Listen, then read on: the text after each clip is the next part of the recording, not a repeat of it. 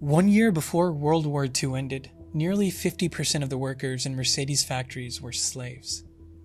They were Jews, prisoners of war, and civilians taken from countries the Nazis had invaded. Mercedes was a brutal taskmaster. These people were beaten, starved, and forced to work long hours building engines, trucks, and weapons for the Nazi war machine.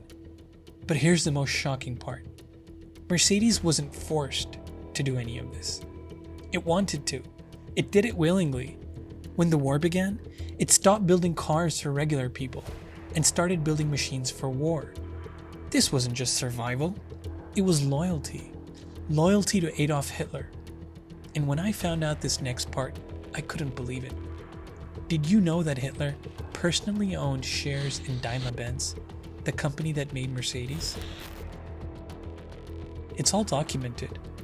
A few years ago, the company admitted everything, publicly. So how did it happen?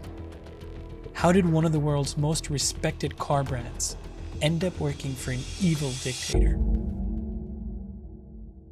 I'll tell you, it didn't happen overnight. The truth is, Mercedes had been preparing for this years before the war even started. In the early 1930s, the Nazis were rising fast. Their message was spreading, their power was growing, and it was becoming clear they were going to take over Germany. Mercedes saw the writing on the wall, and it moved early. It began advertising in what would later become the official Nazi Party newspaper. This wasn't about selling cars. It was about choosing sides. And Hitler noticed. One of his closest friends, Jacob Werlein, was a senior executive at Mercedes. He didn't just sell cars. He became Hitler's personal advisor on automotive strategy. He was a direct line from the factory floor to Hitler himself. When Hitler appeared in public, it was in a Mercedes. Not just to travel, but to signal power. The Mercedes became a propaganda icon. And this next part, it's real. You know that stock Hitler owned in Daimler-Benz? It was managed by his friend, Jacob Werlein. By the time Hitler took power, Mercedes was already on his side. But 3 years into the war, Mercedes had changed completely. It had stopped building cars for civilians. No sedans, no luxury models, nothing for the public. Mercedes factories were turned into weapons plants. It was now making trucks, aircraft engines, and parts for V-2 rockets. Mercedes had gone completely Nazi, and it was now at war with the West. One of its biggest factories was producing trucks for Hitler's army. Its engines powered Nazi warplanes across Europe. Mercedes wasn't just building machines, it was fueling the Nazi war. And you know what's really shocking? No one forced Mercedes to fight for Hitler. It volunteered. As a reward, Hitler gave them massive military contracts, and their profits shot through the roof. By this point, Mercedes had become absolutely essential to the Nazi war effort. And this is when it crossed the line from bad to evil. The factories were growing, the profits were soaring, but Mercedes needed more workers, so it turned to something darker: slavery. By 1944, just 1 year before the war ended, nearly half the workers inside Mercedes factories were forced laborers. Over 46,000 men, women, and children were beaten, starved, and forced to work up to 18 hours a day. They were Jews, prisoners of war, and civilians captured from occupied countries.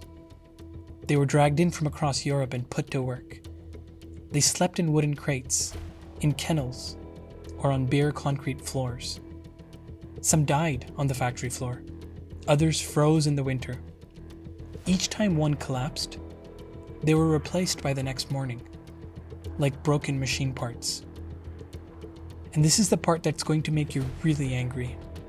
After torturing all those people, after so many senseless deaths, Mercedes now openly admitted to what it did. After the war, Daimler-Benz, the parent company of Mercedes, investigated itself. It found no Nazi orders, no threats, no pressure. They were using slave labor because it was cheaper, because it made production faster. It was purely for profit. No remorse. No apology.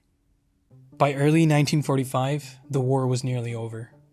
Germany was collapsing. The Nazi regime was falling apart. Mercedes now had to make a big decision, and the decision it made will shock you. What should it do with all the forced labor? Should it just let them go? After all, most of these were innocent civilians. They had already suffered so much.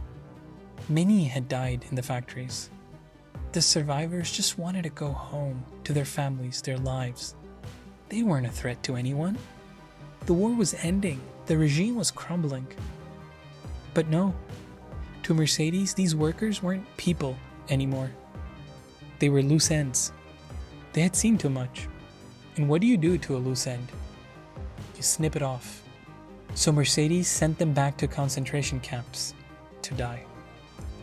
Some died from the brutal conditions. Some were transferred elsewhere. Many were executed. And when it was all over, when the war was lost, the regime gone, and the camps liberated, Mercedes went silent. No apology, no compensation, no acknowledgement. For decades, the company denied responsibility. German courts ruled that Mercedes didn't owe anything to the people it had enslaved. Then, in 1987, something changed. Daimler-Benz, the parent company of Mercedes, commissioned an internal investigation. It confirmed everything: the forced labor, the debts, the profits.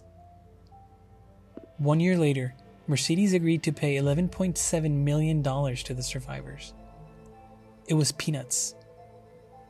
That's about $250 per survivor for years of starvation, abuse, and loss. According to one survivor, it's not about the money. It's about admitting they did it. Hitler was an evil tyrant. Mercedes knew that, but it still helped him because they benefited from him. And now the world knows it. If you enjoyed that, please subscribe. It would really help us. Thanks for watching.